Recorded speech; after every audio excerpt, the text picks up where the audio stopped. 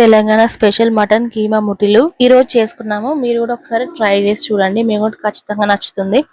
ఎంత స్మూత్ గా సాఫ్ట్ గా ఉంటది, లోపల క్రిస్పీగా టేస్ట్ గా చాలా బాగుంటది. మా స్టైల్లో మీరు కూడా చూసేయండి.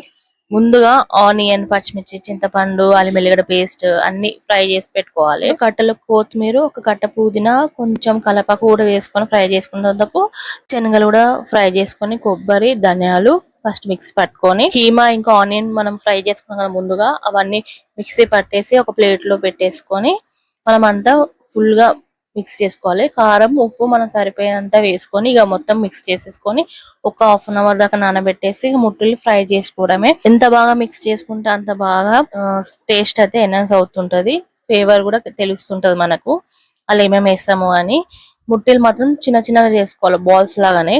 కొంచెం పెద్దగా చేస్తాం అనుకో లోపల ఉడకవు, అంటే ఫ్రై అయినప్పుడు ఉడకవు. సో మనం చిన్న చిన్న ముద్దలుగా చేసుకొని ఫ్రై చేసుకోవాలి. చాలా బాగుంటది. మెయిన్ గా చెప్పాలంటే రసంలోకి, పప్పుచారుకి అయితే చాలా బాగుంటది అంచు పెట్టుకుంటే. ఇంకా ఈ ఎండాకాలంలో కర్రీస్ అస్సలు తినలేము, చారు, రసము, పచ్చిపులుసు ఉంటే తినవాలనిపిస్తది. సో దీన్ని అంచుకే పెట్టుకుంటే బాగుంటది కీమా ముట్టెలు. మీరు కూడా ఒకసారి ట్రై చేసి తప్పకుండా కామెంట్ చేయండి ఎలా వచ్చిందో మీకు కూడా.